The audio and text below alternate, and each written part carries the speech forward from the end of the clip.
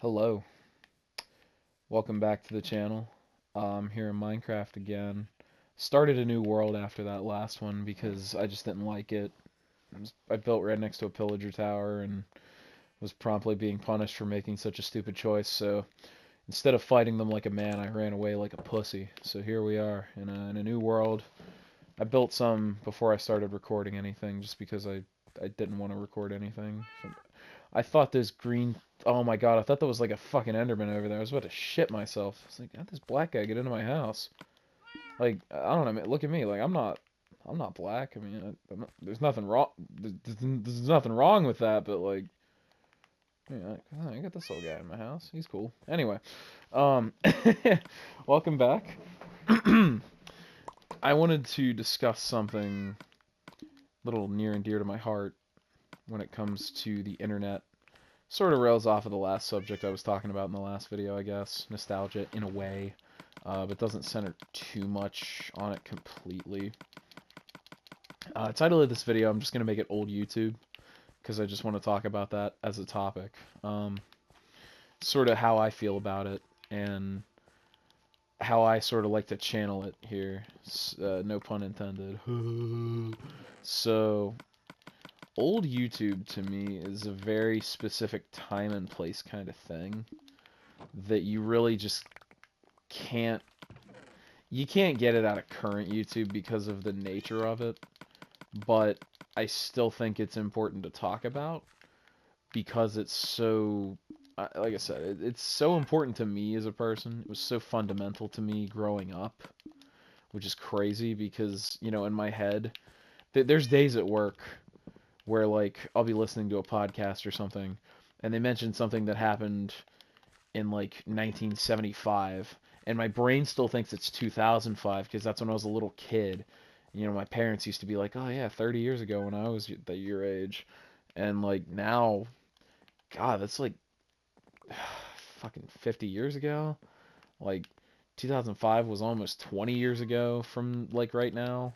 It's terrifying. What are you doing? You're going to break your neck. There, don't fucking do that. I'm not trying to take you to the vet. Can't afford shit as it is. So, anyway, the sense of time passing is so crazy to me, and just knowing that YouTube came out in like '05, '06, it's wild. Even at that point, I didn't really know what the internet was at that age. I was born '99, and like, I, it's scary. It's really scary, and I feel even worse talking to like friends of mine that are millennials, and they grew up in the '80s. And when I say something to them, they just get mad because they're like, you know what? I had that moment 10 years ago. Go fuck yourself. And I don't know, but let's go back on topic a little bit here. So old YouTube to me is when I say old YouTube, I specifically am referring to anywhere between 2007-ish, I guess, like a year or two after it launched, up until about the mid 2010s, like the first generation of YouTube. And this has kind of been covered on different channels. Different commentary channels have discussed this topic, the subject of old YouTube as an era. Um, but the way they sort of describe it and the way I agree to describe it is the first era of YouTubers that weren't really setting out to be YouTubers. They just were making cool shit online and they just happened to get famous off of it and it was really fun. Um, Sort of blurred those lines a little bit towards the end of the generation, but I digress. People would upload fun shit. They'd do some low effort stuff, kind of like what I'm doing right now, except, this was popular like, God, almost fucking 15 years ago. I'm gonna kill myself. Anyway, 15 years ago, people uploading like Call of Duty commentaries where they would just have like a 6-minute stream of consciousness rant and they'd overlay some like 35 and 0 Rust gameplay, something fun like that. Um, but it was very simple, nothing really to it, no frills. The personality is what you came for. Wasn't really so much about like flashy content and like, yes, there was substance, but in reality, a lot of people were just interested in the personalities. Like C Nanners before he started really making a lot of fucking buku off of like the Gmod videos that he did with all of his friends. It's just like COD commentaries. You know, same with Mr. Sarkoch, like all those people. And I look up to that a lot in terms of like my foundation. I say foundation as if this is like fucking art, but like just growing up watching shit like that. You know, even like old KYR Speedy shit like that. Like I used to enjoy watching that kind of stuff alongside like stick figure fucking pivot animations and hell, I was even a Stampy Longnose at one point. I was a little old for it at that point, but I just thought he was swag, you know? That guy had some swag, dude. Fucking Orange Cat, he was cool as fuck.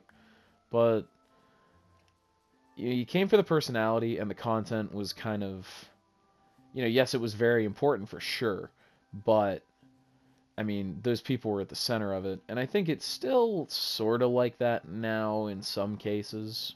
Depends on the creator.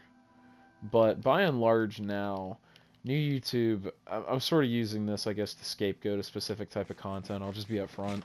Um, Drama, commentary type shit. It's sort of just the worst thing to me. I just hate it.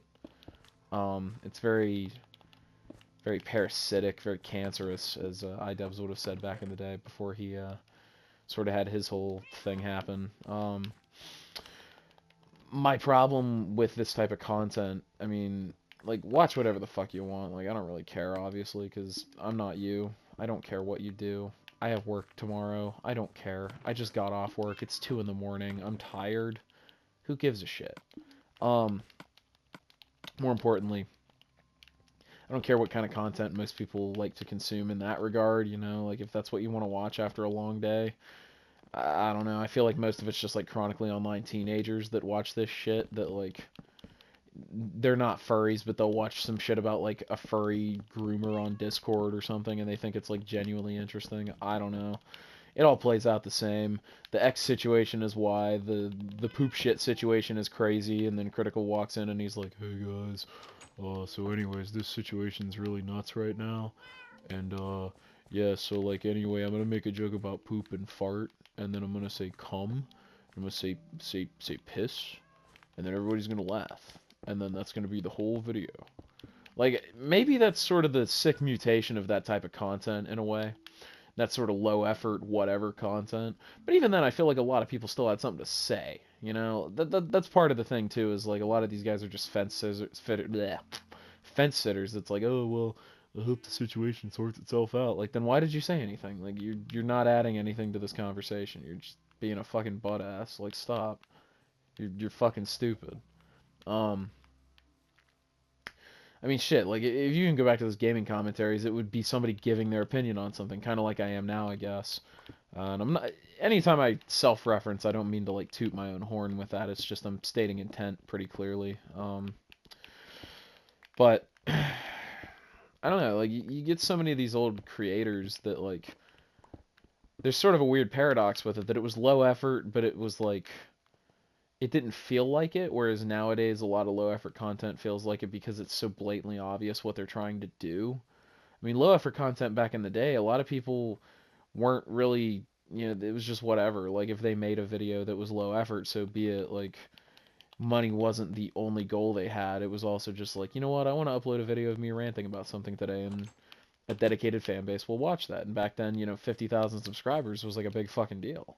I mean, granted, it's a big deal to me that after my last upload, I got like, I think 4 subs and I want to say 7 likes, like 180 some views within like the first couple days. Like, that's incredible. And I'm really thankful for that. You know, for you unfortunate few who are watching this right now after having watched that first video. What the fuck is wrong with you? Get help. But I I don't know. Like, low effort to me is a spectrum in a way. Sort of like music. If you make a really good album, because the substance is all there in a way, but you know the production itself isn't really the best. Um, People are still gonna really latch onto it, and yes, you'll have people that say, "Well, I wish the production quality was a little better." But you know what? Fuck them. They don't know what they're talking about. Like, yeah, they do. They do to an extent.